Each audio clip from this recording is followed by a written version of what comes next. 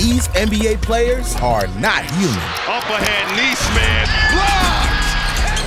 Lively, denied! Oh, what do you do? Wemby, three, you bet! And first, we got the time the Greek Freak threw down a dunk from the free throw line. Here he comes again! You see where he took off? Oh my goodness! Doing that in a game is insane, but Wemby makes Giannis look normal, because it looks like he's playing on a mini hoop. Clowney trying to go right back at KJ. Wembanyama right there. And then again, came over late. Wembanyama wants it from the logo. 2 blocks in 3 and 15 seconds? This man's a cheat code, but Aaron Gordon is a trampoline. Because during the game on Christmas Day, he absolutely ruined Landry Shamet's holiday. Gordon! Oh my goodness! Drink this in with your eyes, ladies and gentlemen. But LeBron's making grown men look like little boys, because he called a dunk by literally jumping over a player. James comes flying in from the right corner. But if Ja Morant's coming down the lane, get out of the way, because Wemby tried to block him, and Ja made him look stupid. Ja in the late game situation. That won't count, but we love it. After a dunk that nasty, it should have counted. But Russell Westbrook has pogo sticks for legs, because he makes the rim look like it's made out of plastic. Westbrook elevating the two-handed sledgehammer. But Michael Jordan's from another planet, because this insane finish defied gravity. Jordan past Petrovic. Oh, yes, yes, yes. But some players make plays we'll never see again, because after Blake Griffin missed a chance to block his opponent, he did a 360 mid-air and recovered. Oh, heck of a play by Griffin. Wow. Wow. That man's a ninja. But Shaedon Sharp's dunk was a gift from God, because he absolutely baptized his defender. Looking at outlet pass, grab by Smart. Oh, Shaedon Sharp cocked it back, a vicious right-hand hammer. But Steph Curry threw up a prayer that was answered, because he hit a 4-point play with his left hand. Step back, trying to draw another foul, and it goes in. Oh, Steph Curry with a circus shot and the foul. This man can't miss, and LeBron can't age, because at 40 years old, he did this. Christie to the cutting James. Oh! With the left hand, and he makes the steal. James went in with an offhand and He made it look so easy, and so did Giannis, because he threw down an insane dunk and completely cleared Tim Hardaway. Trailing the lob. Giannis Antetokounmpo over Chris Middleton. Hardaway didn't even know what had happened, but I don't know how Jokic is so strong, because he almost made a full court tip-in. 3 and a quarter. Look at Jokic. Look at this. Man, he literally tapped that thing the length of the floor, and it was pretty close. He has hands of steel, but LaFonso Ellis has hands of glue, because when his opponent tried to poster him, he snatched the ball right out his hands. Oh, are you kidding me? Alfonso Ellis took it right away from him. But Ja Morant is taking blocks to the next level, because one-handed blocks aren't good enough for him. With the deflection against Bang! Oh, Morant! What an incredible block! I mean, unreal is right. This guy just, look where he is. When he catches it at the top. He smacked his head on the backboard. That's not human. And neither is Kobe Bryant, because most players that suffer injuries to their shooting arm wouldn't play. But Kobe decided to play left-handed twice. And after breaking his right hand, he used his left to torch the Mavericks. It could have been his job. Yeah, passed on it. Here goes Kobe, and Kobe's able to put one in. Left-handed. Kobe left-handed. And after tearing his shoulder, he tore up the Hornets' lefty. Left-handed jump shot. But if we're talking players that aren't human, we gotta talk about J.R. Smith, because one dunk turned him into Superman. J.R. Smith! We just saw men fly! Ride 'em, cowboy! J.R. Smith. But Shannon Brown needs a cape, because he had one block that almost flew through the roof. Brown gives it up. Got up there. Took it away from Weston. Met him at the top, and the crowd on their really feet. The ref should have been fined for that, dog. That was a clean block. But Zion is just dirty, because the way he steals the ball from his opponents is like taking candy from a baby. Zion rips it, punches it home. Oh yeah, it's time to get in the gym. Ball in the corner. Beautiful. And ball misses the three. And Zion takes it away from Giannis, and a foul. Yeah. Oh my gosh. Williamson just Vice grips the basketball and takes it away. What are they feeding that man? He's too damn big. But not like Steven Adams, because he stopped the fight by picking up his opponent. Steven Adams literally lifting up Tony Bradley, who is not a small guy. He literally just lifted him up and carried him away from Ja Morant. But Vince Carter was fighting gravity, because in the Olympics, he hurdled a 7-footer. Little sloppy pass. Carter. Woo! And the crowd responds. But LeBron should have got a gold medal for long jump, because in a game against the Bucks, he threw down a dunk from the free throw line. Nobody's gonna catch up. Look out! Fathead. But we're going from one GOAT to another, because when Michael Jordan was almost 40 years old, he pulled off a block that no one that age should ever be able to do. Mercer on the run. What a play! What a defensive play! A two-hand block, steal, game, set, magic. Watch this. Here comes Mercer on in. Michael not there, but there he is. And his former teammate Dennis Rodman is just insane, because he almost had the greatest save in NBA history. Rodman diving for the rebound. What an effort that was. Incredible effort by Rodman. Insane effort. Watch where he goes. His hands go right to the camera when he hits the floor. Watch this. But you never know what you're going to see in the NBA, like Ja Morant and his cat-like reflexes, because he got a steal against the Pelicans without looking. Big lead for New Orleans has been seven. What a steal. Wasn't that something? Here comes Morant. He'll fly and get it to go, taking it right down the boulevard, and he ties the game at 58. And Kawhi Leonard took a page out of Ja's book when he did this. Excellent. Great. Oh my goodness, what a play. Diving stop by Leonard. Goodness, what a tremendous play. No wonder they call him the Claw. But we got to mention the Black Mamba, because after Kobe Bryant ruptured his Achilles, he decided he wouldn't be like most players and get carried off the court. Instead, he walked to the free throw line and got his points out of it. Got it. To the other end. If, in fact, he gets to the other end before a foul, man. Hit him. Lakers might foul. They might foul to get him out of the game. They have to. Yeah. In fact, this moment was so crazy, Pacers' Tyrese Halliburton, who also tore his Achilles, couldn't fathom how Kobe was even able to walk. I will tell you, though, after I got hurt, I was on the ground. I was like, let me walk. Kobe walked. I'm walking. So when I got up and went to take a step, there was no... Help me! Yeah, there was no chance. The fact that Kobe shot a free throw and walked off is unbelievable. That's that Mamba mentality. It's unbelievable. Yeah, Kobe's truly one of one, and Vince Carter's is in a league of his own too, because he turned a terrible pass into one of the greatest dunks the NBA has ever seen. So wow. The fans got what they wanted. But Larry Nance Jr. tried to outdo him, because he turned Kevin Durant into a screensaver.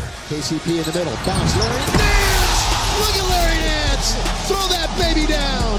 Oh my goodness! Larry, you didn't do that! But there are some dunks you have to see to believe, like the time Derrick Jones Jr. was too far from the hoop to dunk it, but high enough to throw it in. Road against the Southeast. Oh my! Play of the day for the Heat. Derrick Jones, a cloud piercer. Unbelievable. That man just broke physics, and Dwight Howard broke the shot clock. Dwight Howard is right there. He just pulled down the shot clock. Just what we need here is a delay. The Dwight Howard pulling down the basket and the shot clock collapsing from behind. Now, Klay Thompson's only breaking records, because in 2018, he did something no player had ever done, hitting an NBA-high 14 three-pointers. Just dribbles into a three and buries another one. Klay Thompson again. Make it 6 of 7. Cycling around. Klay Thompson. Klay Thompson again. Klay in the corner again.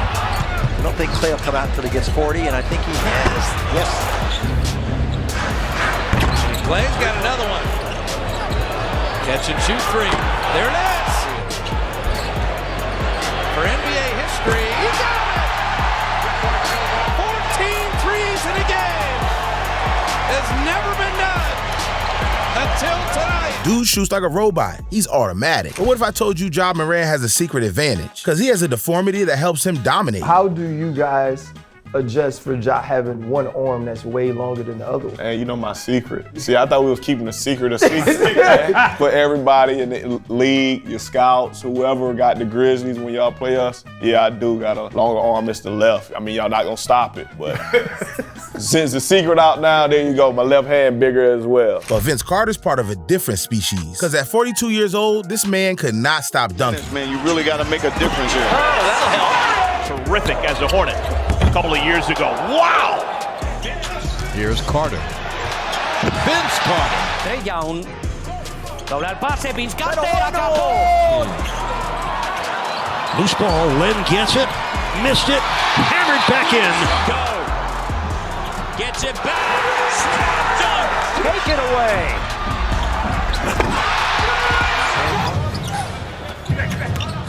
Vince. And one for old time's sake. But Anthony Edwards fuels his body in the craziest way possible because he gets ready to torch his competition by eating garbage. See, most NBA players stay in shape by eating clean, high-protein meals. But Anthony Edwards has his own diet, hot fries. The best chips that are ever made. I've been eating them since I was probably like 5 years old. I prefer these over any chips in the world. I probably eat like 3 a day. You do the math. Is that 21 bags? Yeah, I eat that many. Probably more though, for real. But that's nothing compared to Dennis Rodman, because he's gotten ready for the NBA Finals by partying in Vegas. See, during the 1998 playoffs, the Bulls were getting ready to repeat as NBA champions. But after an entire season of putting his body on the line, Dennis was feeling burnt out. Most people would ask for a day off of practice to rest, watch TV, and recover. But Dennis had other plans. When Dennis wants to tell me something, I know it's not something that I don't want to hear. Dennis says, I need a vacation. And I look at Phil and say, Phil, what do you mean, vacation? He says he needs a vacation. He needs some time off to let loose. If anybody needs a vacation, I need a vacation. We look at Dennis and say, Dennis, what are you going to do? He says, well, I need to go to Vegas. Can your vacation be like 48 hours? Go straight to the airport? Boom.